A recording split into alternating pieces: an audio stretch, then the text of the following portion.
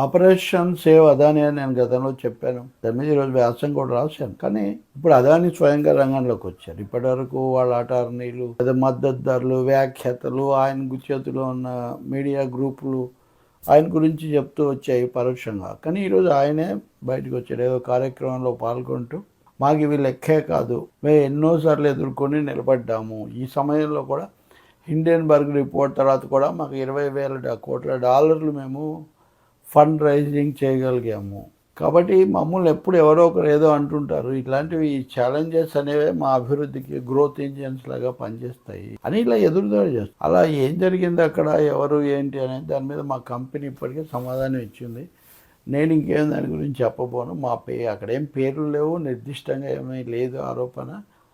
కొంతమంది కావాలని మా మీద ఫోకస్ పెట్టారు. మా పెరుగుదలను తట్టుకోలేక. అది మా పెరుగుదలకు ఒక నిదర్శనం. అది హిండెన్బర్గ్ రిపోర్ట్ కానీ, అంతకుముందు కానీ, ఇంకొక దశలో కానీ, ఇవన్నీ వాడు కావాలని మమ్మల్ని దెబ్బతీయటానికి. మమ్మల్ని దెబ్బతీయటం అంటే భారతదేశాన్ని దెబ్బతీయటమే అన్న స్థాయిలో ఆయన మాట్లాడారు.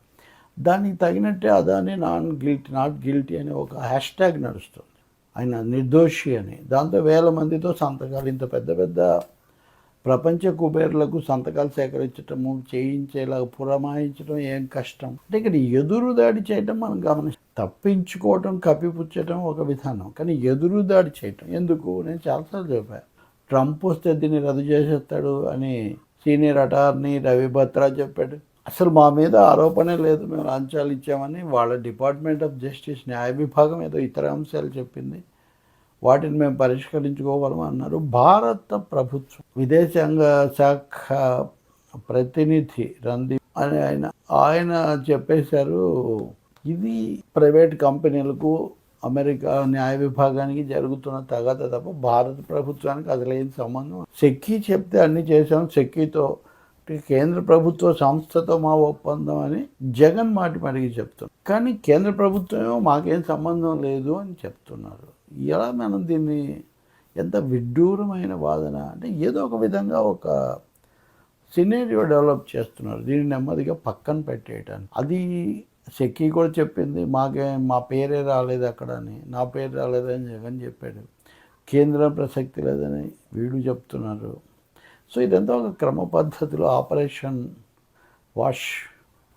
వాషింగ్ మెషిన్ అంటారు, ఆ పద్ధతిలో జరుగుతున్నట్టుంది. బహుశా జగన్ ఇప్పుడు ఇంకా గొంతు పెంచడం కూడా దానివల్లనే కావచ్చు. దీన్ని ఆ స్థాయిలో తిప్పికొట్టడానికి తెలుగుదేశము, ఎన్డీఏ కూడా సిద్ధంగా లేవు కదా.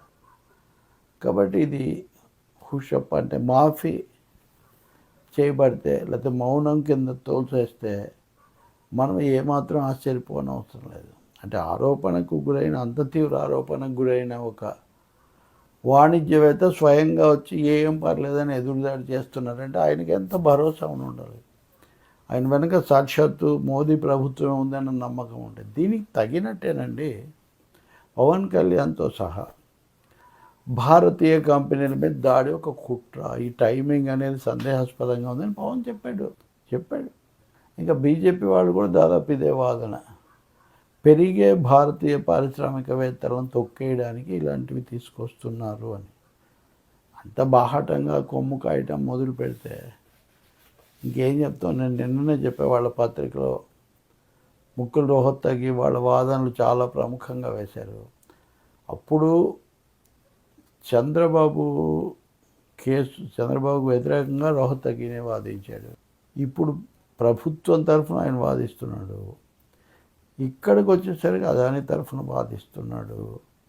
అంటే ఇలాంటి వాళ్ళ రిలేషన్స్, ఇలాంటి వాళ్ళ కనెక్షన్స్ ఎలా ఉంటాయి, వాళ్ళని పెట్టుకోవడం ద్వారా వాళ్ళు చేసే లీగల్, ఎక్స్ట్రా లీగల్ సేవలు ఎలా ఉంటాయి, ఎవరికి వాళ్ళు ఊహించాల్సిందే. ఏదైతే అదాని కూడా అంత స్పష్టంగా చెప్తున్నాడంటే ఆయనకేదో హామీ లభించింది అమెరికా నుంచి, భారత ప్రభుత్వం నుంచి, అందుకే అలా మాట్లాడుతున్నాడు. తెలుగుదేశం వరకు ఈ విషయంలో ఏం పెద్దగా అడుగు వేసింది లేదు వాళ్ళు. అందుకనే నిన్న విజయవాడలో రౌండ్ టేబుల్ కాన్ఫరెన్స్ జరిగినప్పుడు అక్కడ వామపక్షాలది సిపిఎం నాయకుడు శ్రీనివాసరావు అన్నాడు, ఇప్పటివరకు చంద్రబాబుకు జగన్కు శత్రుబంధం ఉంది, కానీ అదాని వల్లది పవిత్ర మిత్ర బంధంగా మారిపోయింది అని. ఎందుకంటే ఇద్దరు ఆయన కాపాడాలని చూస్తున్నారు కదా.